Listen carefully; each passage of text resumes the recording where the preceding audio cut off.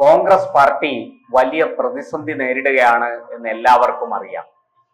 നേതൃദാരിദ്ര്യം അല്ല കോൺഗ്രസിനെ പ്രതിസന്ധിയിലാക്കുന്നത്, മറിച്ച് ഉചിതരായ നേതാക്കളെ മുന്നോട്ട് കൊണ്ടുവരുന്നില്ല എന്നുള്ളതാണ് ആ പാർട്ടിയുടെ ഏറ്റവും വലിയ ദുരന്തം. കോൺഗ്രസിനെ നയിക്കുന്നത് മഹാരാജാക്കന്മാരും മഹാരാജ്ഞിമാരുമാണ്. രാഹുൽ ഗാന്ധിയും പ്രിയങ്കയും സോണിയയും ഒക്കെയാണ്. പിന്നെ അവർ ആടുതല്ലിയായിട്ട് കൂടെ കൊണ്ട് നടക്കുന്ന മല്ലികാർജുന ഖാർഗെയും. കോൺഗ്രസ് പിളർപ്പിന്റെ വക്കിലാണെന്ന് എല്ലാവർക്കും അറിയാം. ഒരു വശത്ത് ശശി തരൂർ വലിയ പ്രതിഷേധവും പ്രതിസന്ധികളും ഉയർത്തിക്കൊണ്ട് രംഗത്ത് വരുന്നു. മറ്റൊരു വശത്ത് നമ്മുടെ ദിഗ്വിജയ് സിംഗ്, കാലങ്ങളോളം കോൺഗ്രസിന്റെ മധ്യപ്രദേശിലെ നെടുംതൂണായ അവിടെ മുഖ്യമന്ത്രിയൊക്കെ ആയിരുന്ന ദിഗ്വിജയ് സിംഗ് വലിയ ഈ പറഞ്ഞതുപോലെ പ്രതിസന്ധി സൃഷ്ടിച്ചുകൊണ്ട് കോൺഗ്രസ് നേതൃത്വത്തെ മുൾമുനയിൽ നിർത്തിയിരിക്കുന്നു. ദിഗ്വിജയ് സിംഗിന്റെ പ്രസ്താവനകളും ചെയ്തികളും കോൺഗ്രസിനെ അടിമുടി ഉലച്ചിരിക്കുകയാണ്. കോൺഗ്രസിന്റെ എക്കാലത്തെയും ഏറ്റവും വലിയ ശത്രുവെന്ന് മാധ്യമങ്ങളും മറ്റ് രാഷ്ട്രീയ പാർട്ടികളുമൊക്കെ കരുതുന്ന RSSനെ പ്രകീർത്തിച്ചുകൊണ്ട് ദിഗ്വിജയ് സിംഗ് രംഗത്ത് വന്നത് കോൺഗ്രസിനെ വലിയ പ്രതിസന്ധിയിലാക്കിയിരുന്നു. എന്നാൽ ഇപ്പോൾ അതിനേക്കാളുമൊക്കെ വലിയ ഒരു പ്രതിസന്ധി കോൺഗ്രസ് നേരിടുകയാണ്. മറ്റൊന്നുമല്ല, ബംഗാളിൽ നിന്നാണ് ആ പ്രതിസന്ധി. ബംഗാളിൽ കോൺഗ്രസ് പിളർപ്പിന്റെ വക്കിൽ നിൽക്കുകയാണ്. ഏത് നിമിഷവും ബംഗാൾ PCC ഘടകം പിളരും എന്ന് ഉറപ്പാണ്. അവിടത്തെ സമുന്നതനായ ഒരു നേതാവാണ് അധീർ രഞ്ജൻ ചൗധരി. ഈ അധീർ രഞ്ജൻ ചൗധരി ബംഗാളിലെ കോൺഗ്രസിന്റെ ജീവവായുവാണ്, പ്രാണനാണ്, നെടും തൂണാണ്, നട്ടല്ലാണ്. അങ്ങനെയുള്ള അധീർ രഞ്ജൻ ചൗധരി ഏറെക്കാലമായിട്ട് കോൺഗ്രസ് നേതൃത്വവുമായിട്ട് ഇടഞ്ഞു നിൽക്കുകയാണ്. അതിന് പ്രധാന കാരണം മമതയുമായി കോൺഗ്രസ് സഹകരിക്കുന്നതാണ്. മമതയോട് കോൺഗ്രസ് ചേരുന്നത് അധീർ രഞ്ജൻ ചൗധരിക്കും ബംഗാളിലെ കോൺഗ്രസ് ഘടകത്തിനും ഒട്ടും തന്നെ താല്പര്യമില്ല. കാരണം അവിടെ മമത അവരെ സംബന്ധിച്ചിടത്തോളം മുഖ്യ ശത്രുവാണ്. ഒരു കാലത്ത് കോൺഗ്രസിലൂടെ വളർന്നു വന്ന് യൂത്ത് കോൺഗ്രസിന്റെ അഖിലേന്ത്യാ ജനറൽ സെക്രട്ടറി ആയിരുന്നയാളാണ് മമത. അന്ന് യൂത്ത് കോൺഗ്രസിന്റെ അഖിലേന്ത്യാ പ്രസിഡന്റ് ആയിരുന്നത് മലയാളിയായ രമേശ് ചെന്നിത്തലയാണ്. ഇങ്ങനെയുള്ള അത്രയും കോൺഗ്രസ് പാരമ്പര്യമുള്ള മമതയാണ് ഒരു സുപ്രഭാതത്തിൽ കോൺഗ്രസുമായിട്ട് പിണങ്ങി ബംഗാളിൽ മറ്റൊരു പാർട്ടി ഉണ്ടാക്കി മുന്നോട്ട് പോയത്. തൃണമൂൽ കോൺഗ്രസ് എന്നാണ് ആ പാർട്ടിയുടെ പേര്. ആദ്യം കോൺഗ്രസിന്റെ ചിരവൈരികളായ BJPയോട് സഹകരിച്ചുകൊണ്ട് മമത കേന്ദ്ര മന്ത്രിസഭയിലേക്ക് വന്നു. മമത മുന്നോട്ട് പോയി കേന്ദ്ര മന്ത്രിയായിരുന്നു. ആ സൗകര്യങ്ങൾ ഉപയോഗിച്ച്, സ്വാധീനം ഉപയോഗിച്ച് ബംഗാളിൽ പതുക്കെ പാർട്ടി വളർത്തി. അങ്ങനെ അവിടെ 35 വർഷത്തെ നീണ്ടകാലത്തെ CPMന്റെ ഭരണം അട്ടിമറിക്കാനും CPMനെ വലിച്ച് താഴെയിടാനും തകർത്ത് തരിപ്പണമാക്കാനും മമതയ്ക്ക് കഴിഞ്ഞു. മമത പാർട്ടി രൂപീകരിച്ച് ഏതാണ്ട് ഒരു പതിറ്റാണ്ട് കഴിഞ്ഞപ്പോൾ ബംഗാളിൽ മുഖ്യമന്ത്രിയായി അധികാരത്തിലേറുന്ന കാഴ്ചയാണ് നമ്മൾ കണ്ടത്. മാത്രമല്ല, നന്ദിഗ്രാം, സിംഗൂർ ആ കാർഷിക വിഷയത്തിൽ ആ ഭൂമി, ഹെക്ടർ കണക്കിന് ഭൂമി ഏറ്റെടുത്ത് ടാറ്റയുടെ കാർ പ്ലാന്റിന് വേണ്ടി കൈമാറാൻ ഇടതു സർക്കാർ തയ്യാറായി മുന്നോട്ട് വന്നപ്പോൾ അതിനെ എതിർത്തുകൊണ്ട് വലിയ പ്രക്ഷോഭം നയിച്ചയാളാണ് മമതാ ബാനർജി. ആ പ്രക്ഷോഭത്തിൽ പോലീസ് വെടിവെപ്പിൽ ഏതാണ്ട് 11 പേർ കൊല്ലപ്പെട്ടു എന്ന് ഔദ്യോഗിക ഭാഷ്യം. പക്ഷേ 40-ലധികം പേർ കൊല്ലപ്പെട്ടു എന്നാണ് മമതയും എതിർ രാഷ്ട്രീയ പാർട്ടികളും പറയുന്നത്. എന്തായാലും അത് CPMന്റെ അന്ത്യ കൂദാശയായി. ബംഗാളിൽ CPM തകർന്ന് തരിപ്പണമായി. മമത അവിടെ ഒരു പുതിയ ചെന്താരകം പോലെ ഉയർന്നു വന്നു. ആ മമതയുമായിട്ട് കോൺഗ്രസ് സഹകരിക്കരുത് എന്നാണ് അധീർ രഞ്ജൻ ചൗധരി പറയുന്നത്. അതിന്റെ രാഷ്ട്രീയം വളരെ വ്യക്തമാണ്. മമത കോൺഗ്രസിനെ എതിർത്തുകൊണ്ട് പുറത്തു പോയ ആളാണ്. ആ മമതയുമായിട്ട് വിട്ടുവീഴ്ച ചെയ്യുന്നത്, സഹകരിക്കുന്നത് ഒക്കെ ബംഗാളിലെ കോൺഗ്രസിന് ക്യാൻസർ പോലെ കാർന്നു തിന്നും എന്ന് അധീർ രഞ്ജൻ ചൗധരിക്ക് അറിയാം.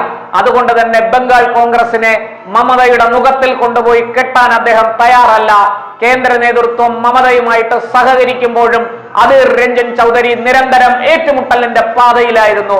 ഇപ്പോഴിതാ അദ്ദേഹം ഏറ്റവും ഒടുവിൽ ഈ മമതയുമായിട്ടുള്ള കോൺഗ്രസിന്റെ സഹകരണം സഹിക്കവയ്യാതെ അദ്ദേഹം BJP-യുടെ ഇന്നത്തെ നമ്മുടെ പ്രധാനമന്ത്രി നരേന്ദ്രമോദിയെ ഡൽഹിയിൽ നേരിട്ട് സന്ദർശിച്ചിരിക്കുകയാണ്. വലിയ രാഷ്ട്രീയ മാനങ്ങൾ ഈ സന്ദർശനത്തിനുണ്ടെന്ന് രാഷ്ട്രീയ നിരീക്ഷകരും മാധ്യമങ്ങളും കരുതുന്നു. ദേശീയ മാധ്യമങ്ങൾ വലിയ പ്രാധാന്യത്തോടെയാണ് ഇത് റിപ്പോർട്ട് ചെയ്തത്. അധീർ രഞ്ജൻ ചൗധരി എന്തിന് മോദിയെ കണ്ടു എന്ന ചോദ്യമാണ് ഇപ്പോൾ ഉയരുന്നത്. ബംഗാളിലെ കോൺഗ്രസിലെ പിളർപ്പ് ആസന്നമായിരിക്കുകയാണ്. ഏത് നിമിഷവും ബംഗാളിൽ കോൺഗ്രസ് പിളർന്നാൽ അധീർ രഞ്ജൻ ചൗധരി BJP-ക്കൊപ്പം പോകും. അധീർ രഞ്ജൻ ചൗധരി നല്ലൊരു ദേശീയവാദിയായ രാഷ്ട്രീയ നേതാവാണ് എന്ന് പൊതുവെ വിലയിരുത്തപ്പെടുന്നുണ്ട്. എന്തായാലും അദ്ദേഹത്തിന് കോൺഗ്രസ് ഹൈക്കമാൻഡിന്റെ പല അഭിപ്രായങ്ങളോടും വിയോജിപ്പുണ്ട്. അത് ചൗധരി പല ഘട്ടങ്ങളിലും തുറന്നു പറഞ്ഞിട്ടുമുണ്ട്. പ്രത്യേകിച്ചും ബംഗ്ലാദേശിൽ നിന്നുള്ള നുഴഞ്ഞുകയറ്റം, അതുപോലെയുള്ള വിഷയങ്ങളിൽ മമത സ്വീകരിക്കുന്ന ഇരട്ടത്താപ്പ്, അതുപോലെ മുസ്ലിം ന്യൂനപക്ഷ പ്രീണനത്തിന്റെ പേരിൽ മമത കാട്ടിക്കൂട്ടുന്ന കോലാഹലങ്ങൾ, ഇതൊക്കെ അധീർ രഞ്ജൻ ചൗധരിയെ എതിർപ്പിന് പ്രേരിപ്പിച്ച ഘടകങ്ങളാണ്. അതുകൊണ്ട് തന്നെ അദ്ദേഹം വലിയ തോതിൽ മമതയെ എതിർത്തുകൊണ്ട് അവിടെ കോൺഗ്രസിനെ വളർത്താൻ ശ്രമിക്കുന്നു. എന്നാൽ ഹൈക്കമാൻഡിന്റെ നിലപാട് വലിയ പ്രതിസന്ധി സൃഷ്ടിക്കുകയാണ് ചൗധരിക്ക്. ചൗധരി പലപ്പോഴും കഴിച്ചിട്ടിറക്കാൻ വയ്യാത്ത അവസ്ഥയിൽ ഹൈക്കമാൻഡിന്റെ നിർദ്ദേശങ്ങൾ വിഴുങ്ങുന്നത് നമ്മൾ കണ്ടിട്ടുണ്ട്. അത് മാധ്യമങ്ങൾ പലകുറി ചൂണ്ടിക്കാണിക്കുകയും ചർച്ച ചെയ്യുകയും ചെയ്തതാണ്. ഇപ്പോഴിതാ അധീർ രഞ്ജൻ ചൗധരിക്ക് സഹിക്കാൻ കഴിയാത്ത ക്ഷമയുടെ നെല്ലിപ്പലകയ്ക്കപ്പുറത്തേക്ക് പോയിരിക്കുന്ന സാഹചര്യം ബംഗാളിൽ ഉണ്ടായിരിക്കുന്നു. അതുകൊണ്ടാണ് അദ്ദേഹം പ്രധാനമന്ത്രി നരേന്ദ്രമോദിയെ തന്നെ നേരിട്ട് കണ്ട് സംസാരിച്ചിരിക്കുന്നത്. എന്തായാലും രാഷ്ട്രീയ വിദ്യാർത്ഥികളടക്കം വലിയ ശ്രദ്ധയോടെ സൂക്ഷ്മതയോടെ ഈ കാര്യം നിരീക്ഷിച്ചു കൊണ്ടിരിക്കുന്നു. ഇത് ബംഗാളിൽ മാത്രമല്ല, വടക്ക് കിഴക്കൻ സംസ്ഥാനങ്ങളിലെല്ലാം സംഭവിച്ചു കൊണ്ടിരിക്കുകയാണ്. നമുക്കറിയാം ആസാമിൽ എന്താണ് സംഭവിച്ചതെന്ന്. അവിടെ കോൺഗ്രസിന്റെ സമുന്നതനായ നേതാവ് ഹിമന്ത ബിശ്വ ശർമ്മ, ഒരു കാലത്ത് ഉപമുഖ്യമന്ത്രി വരെയായ ആൾ, കോൺഗ്രസ് ഹൈക്കമാൻഡിന്റെ നിരുത്തരവാദപരവും നിഷ്ക്രിയവുമായ നിലപാടിൽ പ്രതിഷേധിച്ച് കോൺഗ്രസ് വിട്ട് BJP-യിൽ ചേർന്നു. ഇന്ന് അദ്ദേഹം BJP-യുടെ മുഖ്യമന്ത്രിയാണ്. ഇന്ന് നമ്മൾ ആസാമിൽ നിന്ന് കാണുന്ന കാഴ്ച, ആസാമിലെ ദീബ്രു ജില്ലയിൽ നിന്ന് പതിനായിരക്കണക്കിന് ബംഗ്ലാദേശികൾ കുടിയൊഴിഞ്ഞ് ബംഗ്ലാദേശിലേക്ക് പോയിക്കൊണ്ടിരിക്കുകയാണ്. അതിർത്തിയിൽ അവിടത്തെ ചെക്ക് പോസ്റ്റ് കടന്ന് ആയിരക്കണക്കിന് ആൾക്കാരാണ് ബംഗ്ലാദേശിലേക്ക് മടങ്ങുന്നത്. സ്ത്രീകളും പുരുഷന്മാരും കുട്ടികളും അടങ്ങുന്ന ആൾക്കാർ ഇങ്ങനെ വരിയായിട്ട് റോഡ് നിറഞ്ഞ് ബംഗ്ലാദേശിലേക്ക് പോകുന്ന കാഴ്ച നമ്മൾ കാണുന്നു. അതിന് കാരണം ഹിമന്ത ബിശ്വാസ് എന്ന മുഖ്യമന്ത്രിയും അദ്ദേഹത്തിന്റെ ദേശീയതയോടുള്ള പ്രതിബദ്ധതയുമാണ്. സമാനമാണ് ബംഗാളിലും. അവിടെയും ഈ പറഞ്ഞതുപോലെ ധാരാളം ബംഗ്ലാദേശികൾ ബംഗ്ലാദേശിലേക്ക് മടങ്ങി. ഇത്രയും കാലം അവർക്ക് ചെലവും കൊടുത്ത് പോറ്റി വളർത്തിയത് മമതാ ബാനർജിയാണ്, ഇടതുപക്ഷമാണ്. ഇവരുടെയൊക്കെ വോട്ട് ബാങ്കാണ് ഈ ബംഗ്ലാദേശികൾ, നുഴഞ്ഞു കയറിയ ബംഗ്ലാദേശികൾ. ഇപ്പോഴിതാ ഈ കൂട്ടർ സ്വന്തം രാജ്യത്തിലേക്ക് മടങ്ങിയിരിക്കുന്നു. കാരണം ഫോറിനേഴ്സ് ആൻഡ് ഇമിഗ്രേഷൻ ആക്ട് 2025, അതുപോലെ സ്പെഷ്യൽ ഇന്റൻസീവ് റിവിഷൻ, ഈ രണ്ട് കാര്യങ്ങളും ബംഗ്ലാദേശികളെ പൂട്ടും എന്ന് ഉറപ്പായി. അതുകൊണ്ട് തന്നെയാണ് ബംഗ്ലാദേശികൾ നാടുപിടിക്കുന്നത്. ഇപ്പോഴിതാ അധീർ രഞ്ജൻ ചൗധരി ഇതെല്ലാം മുൻനിർത്തി ശ്രീമാൻ നരേന്ദ്രമോദിയെ സന്ദർശിച്ചിരിക്കുന്നു. വലിയ പ്രാധാന്യം രാഷ്ട്രീയ നിരീക്ഷകർ അതിന് നൽകുന്നു. നമുക്ക് കാത്തിരിക്കാം.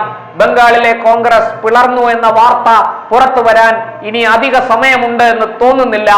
വളരെ ആഴത്തിൽ, വളരെ വ്യാപകമായി കോൺഗ്രസിനെ അത് ബാധിക്കും എന്ന് തീർച്ചയാണ്. കോൺഗ്രസ് ഹൈക്കമാൻഡ് അപ്പോഴും ഉറക്കത്തിലോ ഉറക്കം നടിക്കുകയോ ആണ്. ബംഗാളിൽ കോൺഗ്രസ് പിളർന്നാലും സാരമില്ല, ഡൽഹിയിൽ ഞങ്ങൾക്ക് മോദിയെ താഴെ ഇറക്കിയാൽ മതി, അതിനുവേണ്ടി ഏത് ചെകുത്താനുമായിട്ടും കൂട്ടുകൂടും എന്ന നിലപാടിലാണ് കോൺഗ്രസ് ഹൈക്കമാൻഡ്. നമുക്ക് കാത്തിരിക്കാം ബംഗാളിൽ നിന്നുള്ള ഏറ്റവും പുതിയ വാർത്തകൾക്കായി.